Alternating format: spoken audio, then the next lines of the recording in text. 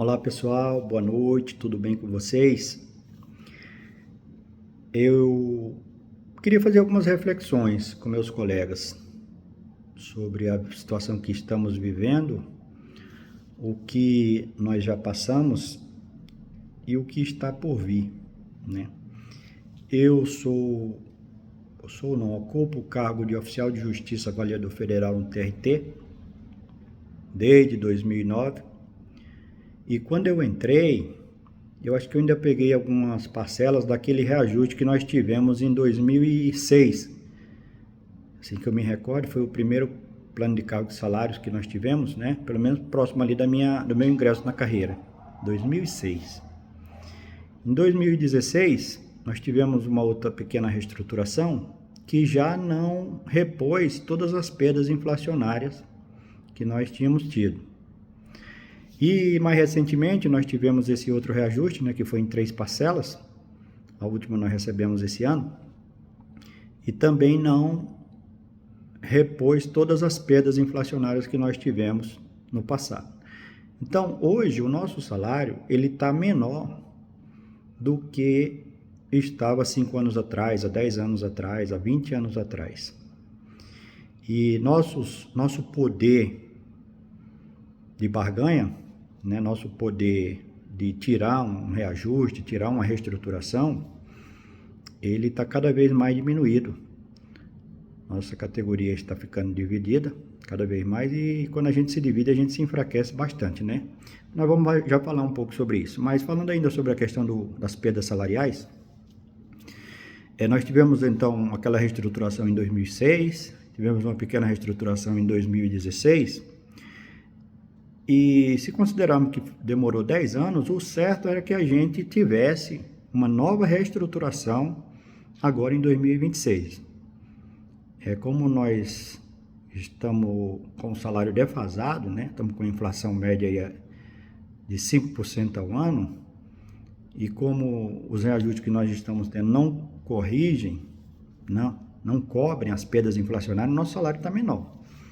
Então, eu acredito que nós deveríamos ter uma reestruturação de pelo menos 50% nos nossos vencimentos. E aí, né, entra aquela briga. Será que o reajuste vai ser no vencimento base ou vai ser na gás? Porque se for no vencimento base, o que acontece? Os oficiais de justiça que têm a GAI, os técnicos judiciários que são da área de segurança que têm a gás, acaba tendo um reajuste um pouco melhor, né? E quando você dá um reajuste na gás, todo mundo acaba tendo mais ou menos o mesmo percentual. E para piorar um pouco a situação agora, os técnicos judiciários, que sempre fizeram trabalhos muito parecidos com o de analista, muitas vezes até iguais, eles resolveram dar um basta nessa situação. Eles se uniram, né? Eles são a maioria da nossa categoria, eles tomaram conta da FENAJUF e todas as decisões que são tomadas na FENAJUF a respeito de reajuste salarial, os técnicos estão se achando no direito de ter reajustes muito maiores do que os analistas. E aí começa a briga, né? Começa a briga porque os analistas também têm suas perdas, né? Os analistas têm suas defasagens salariais. Então a gente às vezes não acha justo que os técnicos tentem tirar de uma vez só, né, toda a diferença que existe com os analistas. Então teria que ter um bom senso de todo mundo, né? Dizer, não, tudo bem, os técnicos ganharam o INSS, a partir de agora eles... não que isso tenha um efeito retroativo, né? O certo é que o INSS tivesse um efeito prospectivo, daqui para frente, né? Mas tudo bem. E aí, começa aquelas brigas, como eu falei, né? Os oficiais de justiça, os analistas, começaram a se ver alijados dentro da própria FENAJUF e começaram a dizer, não aceito isso, técnico, não aceito isso. Aí os oficiais de justiça estão se organizando no sindicato próprio, os oficiais de justiça, Os analistas também estão se organizando no sindicato próprio, na ANAJUS, que ainda é associação, mas deve se transformar em sindicato também nos próximos dias, nos próximos meses, sei lá. E há essa diferença também entre os técnicos de segurança e os técnicos normais, né? Então a categoria fica toda dividida. O Luiz Roberto Barroso, o ministro do Supremo Tribunal Federal, chamou a categoria para conversar, chamou a FenaJuve e teve que chamar também o Sindijus DF, porque o Sindijus DF, ele defende os interesses da categoria lá no Distrito Federal. E o Sindicato dos Oficiais de Justiça, no qual eu estou filiado, também já aprovou, né, expandir nacionalmente, e alguns sindicatos da base da FenaJuve já entraram com ação na justiça e alguns ganharam até liminar para impedir que o Sindicato dos Oficiais de Justiça pudesse ter legitimidade própria para defender a categoria. Então nós estamos nessa briga, né? Nós estamos nessa mazela. Recentemente, o adicional de qualificação foi discutido longamente dentro do Fórum de Carreiras do CNJ, um fórum que seria um fórum próprio, um fórum adequado para se discutir a questão dos servidores perante o Poder Judiciário. Foi aprovado lá um adicional de qualificação e enviado para o Supremo Tribunal Federal. Chegou lá, o que aconteceu? Eles simplesmente jogaram no lixo essa proposta, dizendo que não era inviável. Eles quem? Os DGs, os diretores gerais dos tribunais superiores. E o que eles fizeram? Eles jogaram a nossa proposta no lixo e fizeram uma outra proposta. Quais são os problemas dessa proposta do DG no adicional de qualificação? Eles acabam destruindo completamente o nosso poder de construção dos nossos direitos. Imagina, o servidor se junta numa entidade própria, né, para discutir seus direitos pecuniários, financeiros, etc.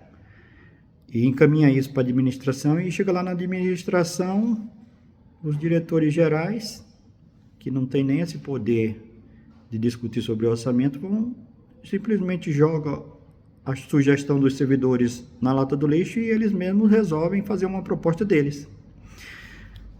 E isso é péssimo para nós, abre um precedente muito ruim. Imagina, nós vamos propor também daqui a pouco uma reestruturação, como já foi proposto já, né? Imagina se os diretores gerais chegarem e disserem assim, pessoal, não, essa proposta não serve não, essa proposta não atende ao orçamento, nós também vamos fazer uma proposta para vocês aqui, que atende. Só que qual é o problema dos diretores gerais? Os diretores gerais, eles têm cargos em comissão, eles são servidores também, igual a nós. Ao invés deles brigarem por servidores, eles vão defender os interesses da administração perante os presidentes dos tribunais. Quando o certo seria nós, servidores, termos poder de chegar na administração e dizer assim, nossas perdas inflacionárias são essas. Nós exigimos que isso seja aprovado. E meter o pé e só sair dali quando tiver aquilo que nós tivemos por direito, né? Mas não. Hoje nós perdemos completamente o nosso poder de mobilização. Não existe mais a possibilidade de fazer greve no nosso meio. As greves que existem são greves fakes. Meia dúzia de gato pingado se dispõe a participar, porque realmente é desestimulante. Como que você vai lutar por uma categoria que não sei quantos % da categoria tem, mas a maioria dos técnicos, dos analistas, tem funções, tem algum tipo de gratificação, ou tem função comissionada, ou tem CJ. Esse pessoal não vai fazer greve, entendeu? E muitas vezes, os que não têm a função gratificada, não têm o CJ, eles estão doidos para pegar essa função. Então, são pessoas que não têm coragem assim, de se dispor a fazer greve. A greve seria o único trunfo, o único instrumento legítimo que a gente teria para poder chegar para a administração e dizer, nós exigimos isso. Ou você nos dá isso, ou nós vamos parar. Simplesmente nós vamos parar e a sociedade vai cobrar de vocês. que está acontecendo hoje? Os magistrados tomaram conta do orçamento público, estão se dando um monte de vantagens pecuniárias, absurdas até, porque a Constituição de 88 ela estabeleceu o subsídio para os órgãos de poder. E no subsídio já está incluído gratificação, já está incluído adicionais, já está incluído todos os penduricários que você imaginar. Então, por último, eles até aprovaram a questão do tempo de serviço, né, do adicional do tempo de serviço, que tinha sido acabado em 2001. Então, assim, você que está entrando na carreira, você que é aposentado, precisa ter perfeita ciência do que está acontecendo no nosso meio. Porque nós estamos vivendo uma situação assim muito difícil, sabe? O aposentado, embora ele não queira mais se envolver com o serviço, embora ele queira descansar, embora ele já tenha dado a sua dose de contribuição, eu imagino que o aposentado que puder, ele teria que voltar e dar o apoio necessário para a luta. A luta está em glória, tá. Mas se todo mundo se distanciar, se todo mundo se acomodar e ficar esperando pela administração, os DGs vão acabar decidindo aquilo que nós vamos ganhar e aquilo que nós vamos deixar de ganhar. Eu, assim, tem hora que eu penso em voltar a estudar, sabe? Eu estou completando 50 anos esse ano e fico pensando, meu Deus do céu, tem 2 filhos aqui que vão entrar na universidade daqui a pouco. Não sei se vão conseguir entrar na universidade pública, porque hoje o regime de cotas fica muito mais difícil para as pessoas que estudaram em escola particular entrar na universidade pública, né? E aí você fica pensando, será que você vai conseguir, será que a gente vai conseguir dar conta de pagar 2 universidades particulares para os nossos filhos? E a nossa aposentadoria? Nós migramos. Como que vai ser a nossa aposentadoria? A aposentadoria é porque você mais gasta. E será como que nós vamos sobreviver com o teto do INSS que hoje está em torno de R$8.000?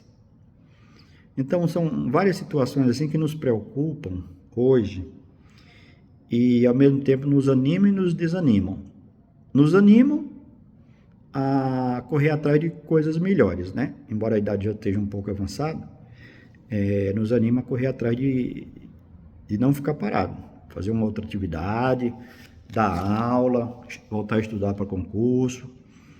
Vocês que são novos, que estão na carreira, pensem bem, vocês que acabaram de passar num concurso, vejam se não é melhor engatar, continuar os estudos e passar num concurso melhor do que o nosso. Porque o que está acontecendo? A magistratura hoje, e o Ministério Público, a Defensoria Pública, várias e várias carreiras, não estão se contentando com o subsídio mais. Você pega os defensores públicos, os promotores de justiça estaduais, os promotores de justiça, os juízes estaduais, você pega os olerites deles, está sendo em média 100, 102 mil, 110 mil, 120 mil por mês. O subsídio do ministro do STF, se não me engano, está em 46 mil.